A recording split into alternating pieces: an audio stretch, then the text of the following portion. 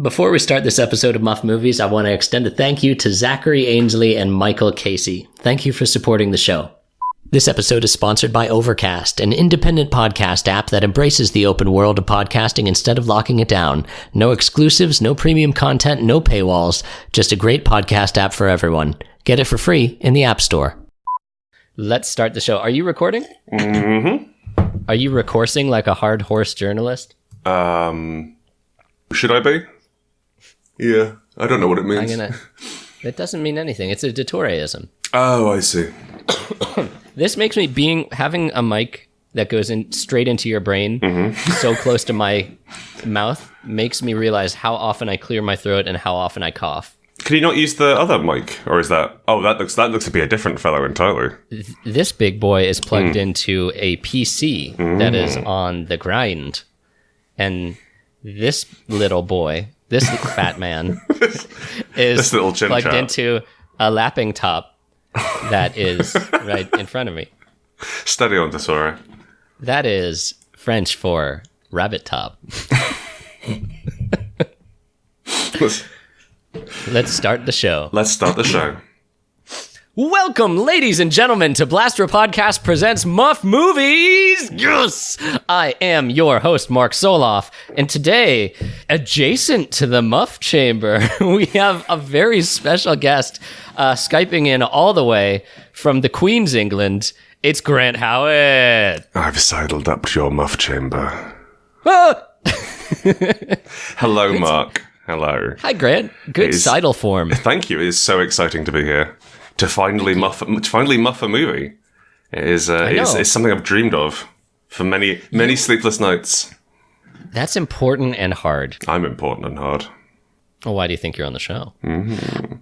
So, this was probably what we're going to be muffing today was probably a listener request, but I got those requests like 3 years ago, right? And they just dried up after the old post mule died. So it's not only a listener request, but a guest favorite. You like The Matrix? ? The Matrix is the most formative film when it comes to me, Grant Howitt. I have seen it about 30 times. Whoa. I absolutely adored it when I was growing up. It was hugely important to me. It's aged pretty well, and we don't talk about the sequels. It's okay. No, we don't talk about the sequels. It's a shame, it's a shame. But at least they didn't ruin it by making some terrible sequels and just over-exploring the world. Let us begin, as is our custom, with a prayer. No, we won't. Oh yeah, Grant. Mm-hmm. Boop. You remember how we do the Star Wars song, right? Yeah. We sing it. Ba ba da ba ba da ba ba ba ba ba ba ba ba ba ba ba ba ba ba. It is a time of cybercrime in the green-tinted city of the city. A hacker by the scream name of Neo is asleep in his apartment. But little does he know, the world is about to get a lot more interesting for him in The Matrix. Smash cut! Cyberspace. It is an inky darkness, but within that black void of God knows what, we see glowing numbers, sigils, runes, and also some kanji floating downwards. We must be... Any old bullshit we can put on a screen. Orcish. We must be deep within the internet. We hear the voices of the yet unseen cyber hacker agents Trinity and Cypher speaking over the phone ? Hey, you've been watching him, haven't you? It's very important to watch this man. Morpheus told us so. I think you got a crush on him. Just looking at the kanjis and all of the numbers going down here, he looks like a real sweet piece of ass. Jeez, Cypher, compared to you, I'd have a crush on bugs. Wait a minute. It sounds like this phone has been bugged. We better hang up. Oh, no! Smash cut. Interior, shitty tenement apartment building. Ew. And possibly in Chicago. As we hear later, the street names are Chicagoan street names. It is the Heart of the City Motel. Oh, okay.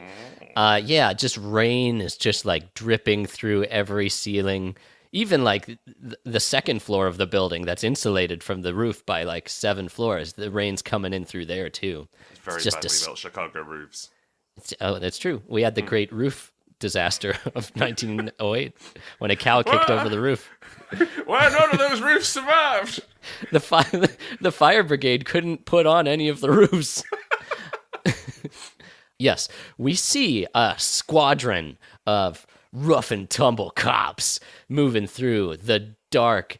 Why are there no lights on in this building? They're moving through the dark hallways, Splinter Cell style, with their cop flashlights on. All right, boys, hop, hop, hop, hop, hop. Now listen, listen there, Chicago cops. Hey, I'm pretty sure I can do the accent. How's it going? Oh, pretty good. Wait, who? I'm another Chicago cop.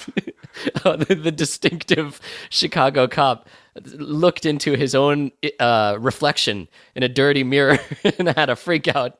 But then he settled down and realized he was just one guy. Oh, excuse me. Hey there, Lieutenant. I hear that there's a bad a terrorist hacker in this building. I hope that this guy is not too big and dangerous. I hope he's not a real strong beefcake type guy that could punch a cop. Don't worry. All the intel reports it's one little girl. One little girl. One normal-sized woman. We got our guns here. We're gonna go through the door. You with me on 3? 1, 2, 3. They kick. Put your hands in the air. They kick open the door. What's this? Is this the ghost of an old computer lab? There's just one woman clad in black shrink wrap, just like sitting there calmly ticking away at her old Tandy computer. It's our heroine. Oh, good. Finally, the heroine's arrived. One of the cops grabs the bag and scratches his arm and takes off. Wait a minute. It's just a little Goyle. All right, everyone point the guns at her. Okay, show's over there, sweetheart. Just get up slowly from that chair and, turn and face your captors. They're all chuckling and laughing. Some of the cops are putting their safeties back on their guns, emptying the bullets out of their clips. Locking their guns securely in boxes, throwing them out of the window. One of them is changing out of his police uniform, Mr. Rogers style, and putting on a comfortable fleece and shoes. One of them has strung up a hammock and is having a nice little sit down in the corner. Smash cut! Whoa. To downstairs. Downstairs on the street. Yeah, exterior. Exterior. We see a even more rough and tumble Chicago cop. Possibly some sort of cop lieutenant. And he is approached by a mysterious man in a suit. I told you, feds, we already got all the help we need. According to my guys on the inside, it's just some sort of a little Goyle all wrapped up in weird BDSM shit. You got nothing to worry about there, man in black, Mr. Alien Catcher, whatever you are. Wait, I didn't catch the name. Who are you? My name is Mr. Smith. Agent Smith. Yes. Oh, that's a lovely name. What is that, Irish? Lieutenant, the orders were for your protection. Oh, you mean those orders that we shouldn't just send our roughest mugs into the building? You shouldn't just, I can see through the window up here. There, it looks like one of them has put on a nightcap and is lighting a candle. One of the cops is thrown bodily through the 4th-story window. Everything's fine. You see? Yeah, they're fine. Not a problem here, Agent. Lieutenant, your men are already dead. What? Smash cut. We smash cut into the interior of the apartment. The woman, Trinity, looks over her black as night sunglasses that she's wearing indoors. She surveys the meat bags known as cops, stands, and suddenly weird. She does a crazy, kung fu wirework swan kick. The world seems to stop and rotate expressionistically around this one character. The cops are dumbfounded. They're wondering if the whole apartment building has been built on a platform that swivels like some sort of elaborate musical theater set. Some kind of circus trick in here? What's going on? Is this like The Prestige? Is Christian Bale around here? Christian Bale's around here? All of them look left and right for Christian Bales, but all they get is a very un-Christian beating. You'll never find me. I'm in the basement. Is that Christian Bale? I'm one of the Christians Bale. I'm Batman. Oh, I love Batman. Yeah, oh my god. Grant, a fight. Such kicking. Basically, one-sided fight ensues. Yeah. What does Trinity do to these mooks? She throws a chair at a man. Goof! Oof. A man pulls a gun on her and he's like, oh, I'm going to do a shoot on her. And he does, she's bang, bang, bang. And she's like, no way. And she runs up around the corner, which is somehow better for when you're being shot at. And she does a really good kick and a punch and then grabs another guy and spins around. And then she makes him shoot his own friend in the chest. Yeah. And I feel the film doesn't really focus on this enough, of the horrendous torment of that. Yeah. Oh, we've been on the force for 15 years. That was actually his partner who showed him the ropes and was like, I'm getting short. I only have 2 more weeks on the force. And then me and Dana can retire to, Miami. I was trying to think of somewhere nice, but not too expensive. All we gotta do is arrest one little girl in some sort of blandish gear. Should be real easy. It wasn't easy. He's dead, shot through the window that the previous one was kicked out of. And Trinity does a big run up onto the roof. Whoa. Flash cut. Suddenly, more cops spawn in at the spawn site and give chase. But how can these hobnail boots, old, out-of-shape porkers ever compete with such a lithe gazelle as the martial artist hacker woman who's escaping them? Suddenly, the thick of the cops parts, and from their center dashes out a human streak, a black and white blur of Caucasian fortitude. It's Agent Smith has suddenly somehow gone from the street level all the way up to the roof in the beat of a heart, and he is gaining on Trinity. She leaps across one rooftop. She leaps across another. She leaps across a third greater rooftop. A rooftop that should be so far that no one normal could leap across it. The cops stop and squeal as their fears of a death by dropping all crash down upon their psyches. But Why are you making that jump, boss? I'm scared. Agent Smith simply pushes them out of the way and says, "Watch this." He presses a small button on his shoes, well-polished heel, and Go-Go Gadget springs shoot out. He rockets across the expanse and lands with a perfect roll. Trinity looks at him with disbelief. She runs down a big flight of stairs and jumps through a window and lands, both guns facing the window. She's John Wooing at that window as hard as she can. So many doves are flapping about. They're obscuring her shot. And I don't know if she's scared or if she's just like, I need to wait here for a bit for when this agent comes through. Yeah. Get up. She has a small pep talk. I think she's a bit scared to turn and not shoot the guys as he comes through. But it wouldn't make any difference anyway, because agents are super cool and dodge bullets. They do. Grant, don't spoil the surprise dodge moment. I'm so sorry. Everyone, please forget that. Strike that from the record, court reporter. Take your head and smash it down by the temple into the nearest table or hard object. So you forget what I just said.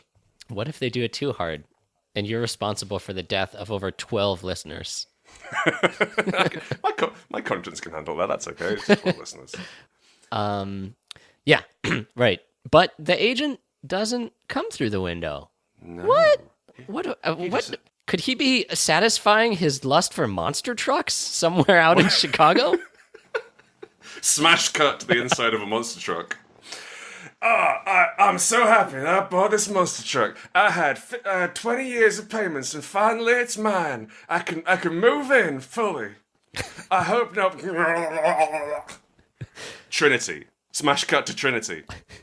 Wait a minute. Along the street. I think I need to explain, as this is the first time we see that. And also, you did the physical motion that the characters do. I feel that there was enough going on there, and I also feel that as you are an expert, that you'll cut anything out if it isn't funny or doesn't make sense. This is enough newbies. So what Grant just conveyed is the happy trucker with a bright future ahead of him suddenly twitches and glitches. A digital friction moves throughout his corpulent frame, and his face distorts into the handsome face of an elf. Oh, it's just... Elrond is here. It's Agent Smith. And somehow he demonically possessed and repurposed the body of this trucker. Now Agent Smith sits behind that mighty, mighty wheel. I wonder what happens to the people. What happens to those people who get, like, agented? I think they just turn into a load of, like, pork chops. Nice. Like they just spawn as generic meat. So, like, uncooked brisket or some mince, and it'll just boom, right after they're done. And then one of our heroes who's been injured can just grab that, and the item will heal them a little bit. Yeah, they can just chew on some raw meat, which is good. Smash cut to the street, Trinity. Running down the street. She needs a phone line to escape. She needs a phone line. I mean, obviously. She needs a phone line. We all need has a to phone answer line. this phone. It's really important. She answers this one phone on Wells and Lake. She's running to the phone, but what's this? What's what? The monster truck. It seems it's driving past and it seems to notice her. It's bright red headlights narrow slightly. I gotta run me over this woman. The grill bares its sharp fangs, and the monster truck roars, it bellows, and Trinity is hit with shock damage. She loses a turn. From fear. The phone rings. It's a phone booth, kids. So if you were born after, like, the year 2000, there was a thing such as a standalone phone that you'd put, like, change into, which was a thing that was, like, physical money, but smaller. Imagine someone had taken an old Nokia and then physically chained it to the inside of a small, non-draining urinal. And that is what phone booths are. It really was. There were simpler times. Yeah. Urine was cleaner back then, though, because fewer antibiotics. Mm-hmm. You could drink it. You still can. Well, you shouldn't. The truck. Oh, speaking of bared grills.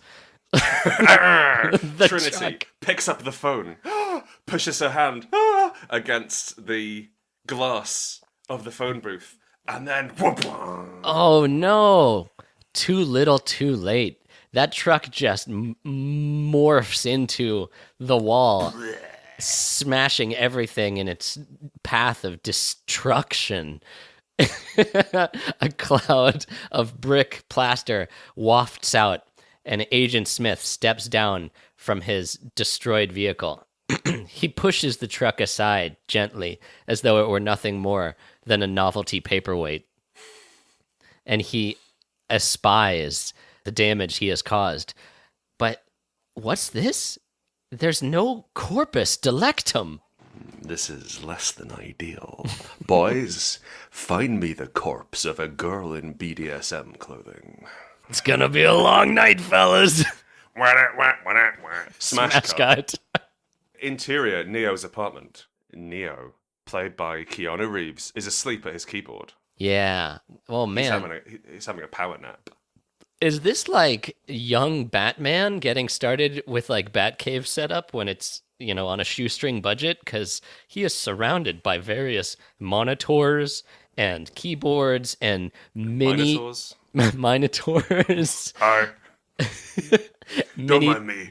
Mini disc players, maxi disc players, medium disc players, discus players. Hello.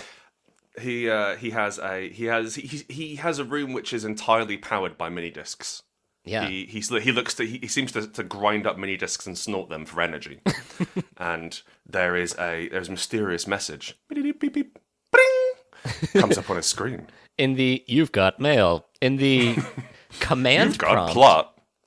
In the command prompt of his computer, which is that black window that has the green writing that we're all familiar with because we've all learned how to program at coding boot camps ourselves. The command prompt starts to write words to him like all by itself. What? This is impossible. How could somebody be communicating to him through his computer when it's not even connected to a telephone line? There's just no way. I haven't even dialed onto the modem yet. Morpheus. Wait, I'm Morpheus. Neo, it's me. This is the type to text voice of. Holy shit, you can speak. Yes, I'm speaking through your computer speakers.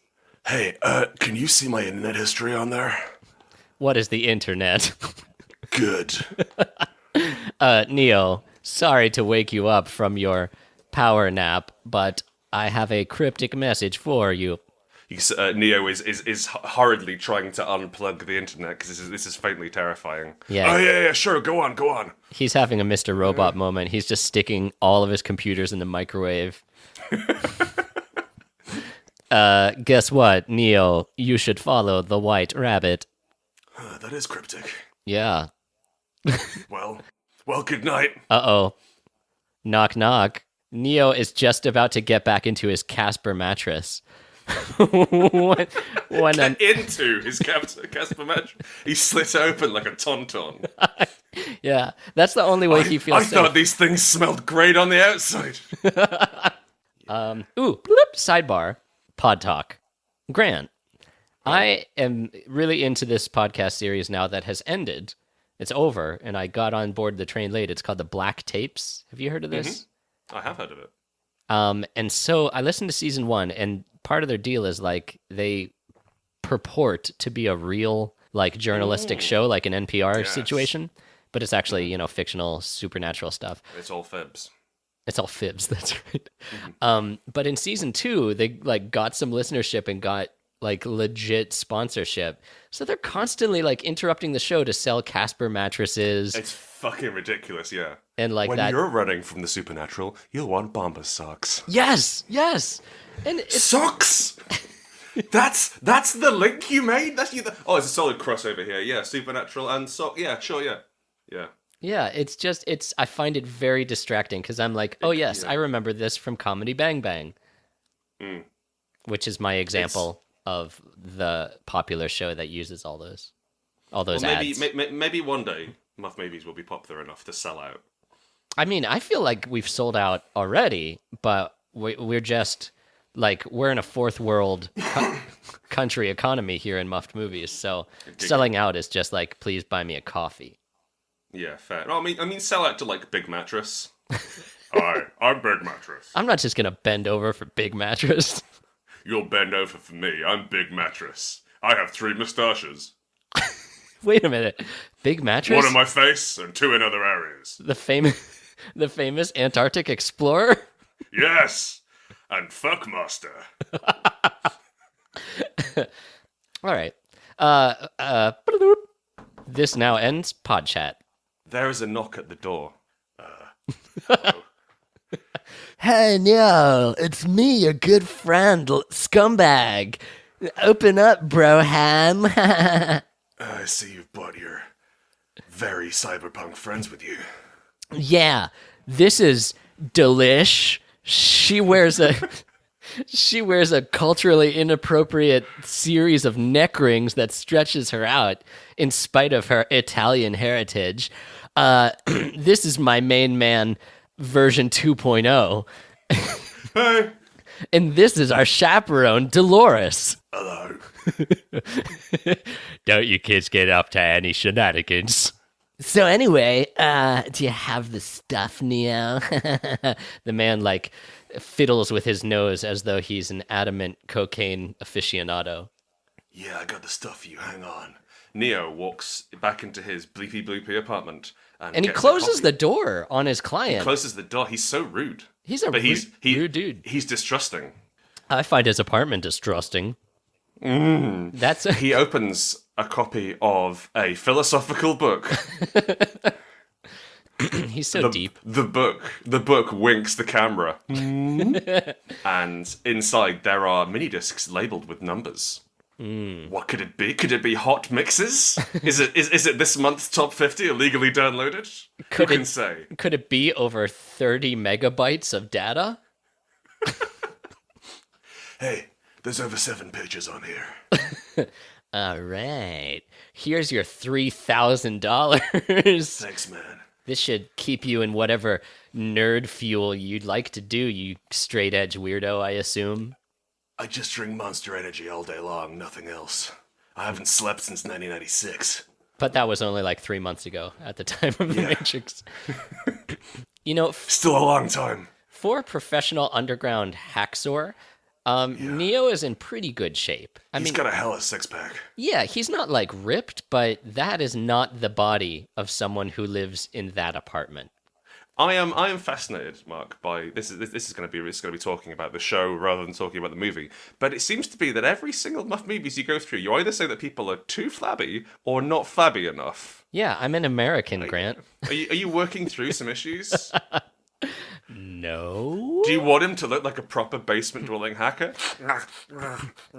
Look, Grant, I know this might be difficult for you. You're from England, and they don't have a lot of theater there. But I studied theater with an R-E at the end. And there, if you're a round boy, and you audition for swashbuckling pirate acrobat #1, you're not going to get cast because of the audience expectation that swashbuckling acrobat is not a round boy. Now, in reality, sure, there are some Clydesdales, as they like to call themselves. Some big boys who can... Some real horses. Some big boys who can do some real feats of amazement. But, like, people's visual expectations are that if you're the computer nerd, you got to look like, quote-unquote, stereotypical computer nerd. And it's not fair. Well, it's not right. He's too ripped. He's too ripped for his lifestyle. Maybe he's just such a genius that he got into hacking like 3 weeks before the events of this film. And prior to that, he was just like regular office guy who liked to play tennis on the weekends and was training for the half marathon. Maybe he was experimenting, trying to find the Matrix, and pushed his finger into a power socket. But it did like a whole year of those electro like jerk pads you get on your guts. You can get it did that in one go, and so now he's kind of muscled. The things that ruin Bruce Lee's muscles. Is that what happened? I've heard that. I don't know enough about Bruce Lee to know if that's accurate. But also, in Shadows of the Empire, the Star Wars novel, Prince Shizor uses that same technology to make himself even stronger. Oh, electric. Yeah, he's like a reptile man who's pseudo-Asiatic, and he tries to seduce Princess Leia with his pheromones. I've got a lot of muscular pheromones for you, Leia. I'm going to squirt them out of my jets. Yeah. Hey, back to the scene. I'm profoundly cyberpunk, and you look pretty wired, man. Who is this? It's okay. I'm the guy outside. What's his name? Ass. What's his name? Scuzbo. Scuzbo sounds a little bit like your Neo. Scuzbo. That's why I was confused. Scuzbo up here. Hey, I'm sorry. Sorry, Scuzbo. What exactly? You gave me the money. I gave you your mini disc. Our business here is concluded. Why are you still lingering? Why do you come out dancing with us? Huh? Come have a real good time. Yeah, come have a real good time with us. Oh, Grant, I like that you're turning your body like the woman does to reveal. De jour turns her body and looks... and looks at Neo appraisingly, showing a bit of shoulder. Ooh, her Puritan chaperone isn't going to like that. And just poking up... Where that fucking shoulder go? Poking up just above the top of her shoulder joint are 2 telltale fuzzy rabbit ears. She pulls down her sleeve a little bit more. Ha! And a cute little bunny jumps out. Aw, shit, bro. You let the bunny out. Everybody follow it. A merry chase ensues. Smash cut, nightclub. Ooh. And funnily enough, the Night Cub, which is a jet black little cute bear that chomps the bunny apart in front of a dance hall. Hey, we might as well go in. But the nightclub itself is called the Smash Cut. Ah. The Smash Cut has been built in the remains of 2 flooded basements that crashed into each other. It looks like a real shit pile in there. It was a tectonic coincidence. Yeah. Oh Rob my. Zombie is playing. Yeah, this is very exciting. It's the techno remix version of Dragula, where he's talking about digging through the ditches and burning through the witches. Slam in the back of his Dracula. But Come on, slam it. Grant, I'm going to tell you a little bit of a adult story here about old Mark Soloff. You didn't slam in the back of someone's Dracula, did you? I was this close. In the back of Rob's Dracula? Does he know? No, dude, no. Years and years ago, one of my friends got married, and he was a man of the caliber who goes to a strip club for bachelor party.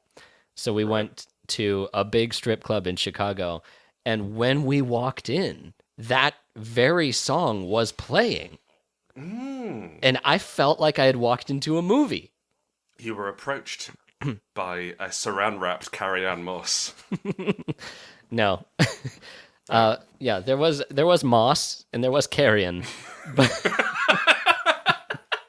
It was a medieval-themed strip club. Yeah, it was like Druid strip club. Medieval Grimes. Watch me shear the sheep. Oh, ain't she a beaut? All right. Oh, I'm gonna lift up all my robes. Back to the nightclub. Oh. Neo is standing next to Grant Howitt, just like feeling disdain for these young revelers who are so free with their bodies. He's like, ugh, I'd rather be anywhere than somewhere where people interact with each other face to face. I didn't wear any mesh at all. I totally feel like I'm standing out. He is sipping on a Shirley Temple through a straw. Ow! I'm feeling pretty sorry.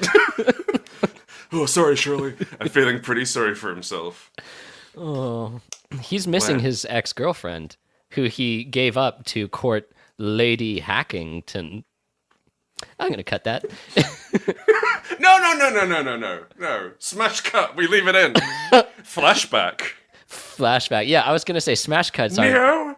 Neo, you have to leave her. I'm Lady Hackington. You have to come with me and live forever in a modem. But I love Bridget. No, you're right. Let's cut it. Cut. Shirley Temple hobbles off, a trickle of blood issuing from her patella? No, what is that? The soft spot in a child's head? From her fontanelle. Yes. A trickle of blood issuing from her fontanelle. One side of a body not moving a great deal. What is this fucked up place anyway?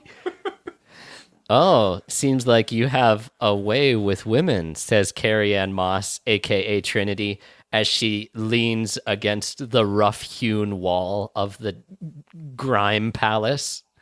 Neo, hearing the voice of another human talking in his direction, twitches, flinches, and cringes and back towards her. Grant just did a throw-up thing. I love how physically committed you are.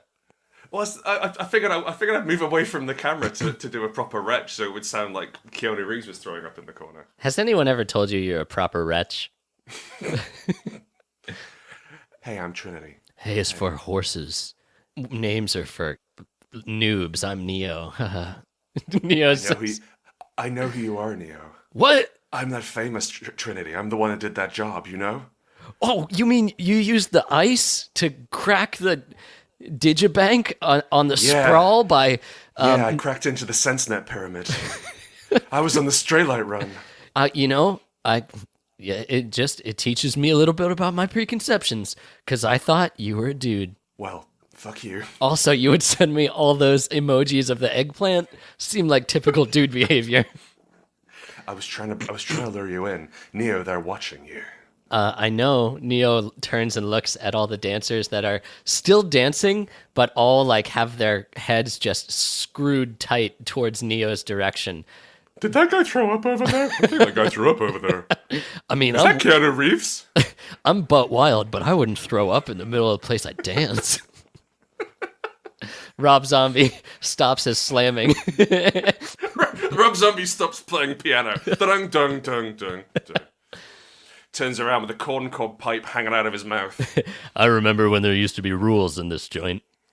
Place has really gone downhill since it flooded. The woman in a red evening dress sitting on top of his piano stands up and leaves in a huff. Oh, come on, baby. We still got a number. No, we're through, Rob. I'm done with you. I'm gonna get out of here. I'm gonna go to the other city. I'm gonna go to a named city, Rabbit. Did you say rabbit? Rabbit? Rabbit Zombie Yeah. takes off its Rob Zombie mask and a bunch of white bunnies flow out of the empty husk. Neo, they're watching you. Not just the people here in the club, but they. Wait, is this a pronoun thing? Is there just one person watching me? No, it's plural. Oh yeah, this is still the 90s. Yeah, it's cool. We haven't really got there yet. Someday. In fact, there's going to be a lot of trans issues that were actually cut from this film. Really? Yeah, as it turns out. Anyway, we'll get to that later. Okay. Listen, Neo. Listen. It's the question that's been keeping you awake at night. It's the question that means you can't sleep. Do you know what the question is? What is the Matrix? Neo says, exactly. Reading the question off of his palm that he scribbled hastily before he left the apartment. Also, underneath it is pick up eggs and milk. Is it where we'll get eggs and milk? When you understand the Matrix, you won't need to. Neo looks into the glittering disco ball. The harmony of the spheres plays in his ears as he contemplates the Matrix. Suddenly, uh-oh, it's 9:03 a.m. He's slightly late for work. The worst thing in the world. Friends is on his television mocking him about his life choices. Cruelly staying in bed. And he goes into his office, where he meets a real shitheel who is his boss. Mr. Anderson, is it? Or employee number 531, as I prefer to think of you. It is now 9:23 in the morning. Do you understand the significance of that particular date time stamp? I'm really sorry, sir. I was at a cool cyberpunk club kissing girls. The boss has a real inner conflict about this. Well, be that as it may, you're one of our best software program writers, which is what that job title is actually called, I'm sure. That's what I do. I write software programs. You're an excellent writer of software programs. Anyway... An auteur. Yeah, I mean, you make very few format or spelling mistakes in your writing. Thank you very much, sir. The point is, even though you're valuable to our company, you think you're special. And if there's one thing this company values above all else, it's not being special. Neo stifles a tear. If you're late again, I'll have your balls in such a tight vice that you'll wish that you were born with balls the width of a tight vice. Hold on, I had something back. Wait, let me check my notes. No, come back! Neo has while the man was getting his ball of ice out of his desk, Neo has snuck off. Like a special employee. Like a real special employee. He goes and sits in his boring grey cubicle in his boring grey office. Ugh. So About to 90s. type on his boring grey CRT computer. Now, Grant, here's something I noticed. Neo's suit jacket in this scene has a yellow, like, inner lining. There's a part when it flaps out and you see it's like a little baby chick color yellow. And then later in the movie, I'm pretty sure one of the agent's coats flaps and you see a yellow lining. Do you think there is a significance to that? I think if you want to think there's a significance, death of the author and everything, so it can be super important to you. I mean, I was wondering, like, is it so detailed that, like, the lame suits of the Matrix all have to have yellow inside? When you're in the Matrix and you're wearing a lame suit, it's yellow inside. I don't think so. Okay. I don't know. Maybe. Yes. Yes. Twice. 3 times. Is it because much of this film was filmed in Australia and there, instead of a green light for go, it's yellow? Yeah. Don't drive in Australia. Is that why I got into so many traffic violations in Australia? Hey, I got a FedEx package here for a Mr. Anderson. Yes, I'm Nee Anderson. I mean, whatever my first name is. Hey, cool. Have a nice day. Love you lots. Now, is that FedEx guy Mouse from the crew of the Nebuchadnezzar? I don't know, is he? I don't know. I thought so, but okay. I wasn't looking super hard. Yeah, I think like if we're gonna do the whoop, you have to deliver it with more intensity, more surety. Okay, hold on. Was that FedEx guy Mouse from the Nebuchadnezzar? That was much more intense. Whoop. There's a little guy, yeah, there's the hat, and he has a wank over the lighting. Quiet, Tom Waits. I'm trying to read this FedEx envelope. Tom Waits shuffles back into the trash heap from whence he... Crab-wise. Neo rips open the FedEx envelope, and out of it, he produces a mystical cell phone. He looks at it, and it begins to ring. What? Suddenly, like an awesome, weird weapon gun clip, the bottom talky mouth part snicks out, and he hears the telltale dial tone, the telltale phone sound of an important man's voice. Hello, Neo. Keanu Reeves puts the phone to his ear. Who is this? You know who this is, Neo. No, there's no caller ID. Okay, it's Morpheus. I'm terribly sorry. It's Morpheus. The Morpheus? Yes, Big Daddy Morpheus from the computer. You know, this shows my prejudices, but I always thought you were a girl. Well, okay. All those clam emojis you sent me. I just really like clams. Of course. I like clams and peaches. You like to... They're coming for you. God damn it, everyone says that, but no one has come for me. It's a different day from last night, but also listen, look at the elevator. Okay. Neo stands up and meerkats over the pressboard wall of his cubicle. The elevator opens, and in a cloud of black smoke, 3 robed figures appear. The most frightening FBI-looking agents stride out, and all, in robotic unison, start scanning the office with their eyes, not with their scanners. I can help you leave, Neo, but you have to do exactly as I say. This is crazy, but I didn't want to really spend the full day at work anyway. Okay, what do you need me to do? Crawl up in the air vent and hide. What? Neo Get looks on your chair. Unscrew the air vent with your teeth. It is possible. Now he hide looks in there. at the air vent 10 feet above his desk. Jump, Neo. You can do this. Okay, I'm Morpheus. This is crazy. Okay. It might take a few goes. Neo gets on top of his desk. The cheap plastic desk cracks in. He falls down, really cranking his knee on the side of the cubicle wall. He looks up. Cartoon birdies fill his vision, swirling over him from the pain. Mr. Anderson, let's have a talk, says an agent standing directly above him. Beans. Okay. Smash cut. Interior, a mysterious black site interrogation room. A room with no walls. No roof. Just like Chicago. It's a picnic.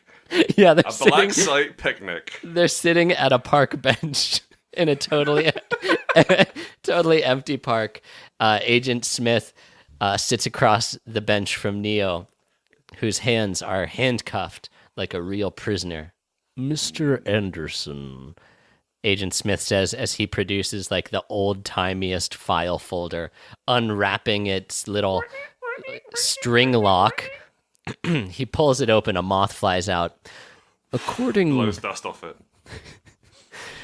Picture a man who's living 2 lives. One of those lives is a typical software program writer. The other is a hacker known by the alias Neo. Hang on, slow down. Is this the same guy or is this 2 different guys? I'm trying to picture him. You tell me, Mr. Anderson. One of these men has a future, the other one less so. You must choose, but choose wisely. Agent Smith presents a series of cups. I'm gonna have to have the cup which looks really shitty. Shit cup. All right. Agent Smith pushes the shitty-looking cup towards Neo. Neo picks it up. Oh, it didn't wither him into a pile of dust. This must be the true Christ cup. Nice. All right, you win that one. Your reward is you can give me 1 finger gesture, which will indicate how you feel about these questions. Okay. Neo gives a big thumbs up. Wait, no. And he gives a thumbs down. Wait, no. How about I give you the finger and you give me my goddamn phone call? Hugo Weaving, Australian? Is he an Australian man? He's an Australian man. Australian actor takes a moment to interpret the finger gesture as, in Australia, giving someone the middle finger is a different finger. Is it, Grant? In England, it's rude, but it's not. In England, they do this. Yeah, the V is softer. You can do that, and that's not quite as rude as doing 1 finger. Really? Yeah. You guys got finger technology? Yeah, we got finger tech. Wow, what an international melting pot the world has become. Neo looks at his mouth. He can't look at his mouth. He can't do that. Wait. No, it's canon now. His mouth is sitting on the table. Oh, no. What good is a phone call, Mr. Anderson, if I've stolen your mouth with a trick goblet? Uh-oh. Neo's mouth grimaces on the table, and Neo reaches up to where his mouth should be. All he can feel is smooth, fresh skin, wrinkle-free, just like a baby's bottom. Agent Smith reaches across and grabs Neo's nose with his fingers. Got your nose as well. Uh-oh. Neo can't breathe anymore. Smith has gone a bit far. I'm terribly sorry. Listen, I'm going to put a horrible gribbly thing in your belly button. Just say if you don't want me to. They push Keanu Reeves down onto the park bench table. Someone walking their dog goes by, looks at them, and then hurries on. That's Chicago. They open up a vial, says, warning, electronic squiggly bits inside. From the vial morphs out a disgusting insectoid sort of sea creature, and they push it up against his innie belly button. It begins to burrow and thrust itself deep inside of his chest cavity. That's not how belly buttons work. Like, there's no blood when this thing burrows into him. A belly button isn't just like an easy access hole into your body. They should have put it in his mouth. Back to differ. And furthermore, what if Neo was an outie? Well, thankfully, it's a simulation, but we don't know that yet. Spoilers. Oh, that's a great point. They could have just pressed it against his skin and been like, Gabba-dagoo. Could have just like stuffed it into his eye real gentle with a chopstick. Yeah, or they could have snapped their fingers and been like, now you're bugged because you're in a simulation and we control computer. Anyway, he wakes up. Gah! Oh, thank goodness. He feels his mouth. It's just as pristine as it used to be. Fantastic. I love it. I love the way my mouth works now. Speaking of mouth work, ring, ring, ring, ring. Hello. Hey. Neo, this is your good friend Morpheus. Internet Dad? Yes, that's me. Whoa. Neo, we don't have much time. I know you want to know what the Matrix is, so meet me under dilapidated bridge. Why can't you just tell me over the phone? I'm really tired. Good question, click. Beans. Smash cut. 2. A bridge. It's raining harder than it has ever rained in the history of rain. It is like Noah goes past on a big fucking ark. There's some doves knocking about. The giraffes are eating each other. The Leviathan falls from the sky. Oof! Yeah. Oh, my leg. And a cool car pulls up underneath the bridge where Neo is waiting. Oh man, is this the legendary Dracula? The back door opens, and the extreme sports calendar model from the Mighty Boosh looks out. Hop in the car. Well, at least you guys are friendly. Suddenly. No, I have a gun. Oh no! I had it on you the whole time. Oh no! I'm actually quite standoffish throughout the entire movie. Wait a minute. Is that H.R. Giger? I was hiding in the boot. I was busy working on the designs for the real world later on. I'll be in my studio. He scurries off down a manhole cover. Nice. Way to really package that bit up. End of problem. No problem. Yeah, Neo faces down the barrel of a cyber gun. He looks at Trinity's beglassed eyes. What? Is this a setup? No, the gun's for our safety. We need to see if they put any horrible gribbly things in you. Okay, sure, whatever. I have this Henry Hoover. Like suddenly, a Hellboy style, like bonkers weapon is produced from the back seat. Trinity wields this 150-pound belly gun and. Let's see them tits, she says to Keanu Reeves, who has to pull up his shirt to show he's not wearing Mama a wire. what you're made of. Oh boy. This is just like hacker initiation night. They push the cylindrical pint glass aperture against Neo's tum-tum, and suddenly an electronic squeal squeals up. His belly writhes and wriggles. Gorg! Holy shit, that thing's real! The cyber mantis is suddenly splooted into a receptacle chamber in a little... I was in your belly button. My cover's been blown. Away! And like a real... what do they call it? I don't do it enough to remember the name. Like a real litter bug. See how I just kind of built myself up with that humble brag? That was great. I thought Trinity, it was a sex thing. The litter bug. No, yeah, go on.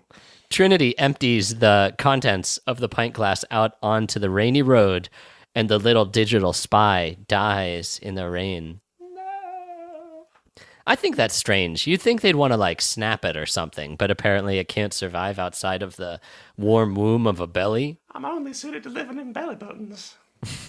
Not on the street where I could be run over by an arc or an HR gagger. Oh no, this one's dead already. Looks like soup and crackers for dinner.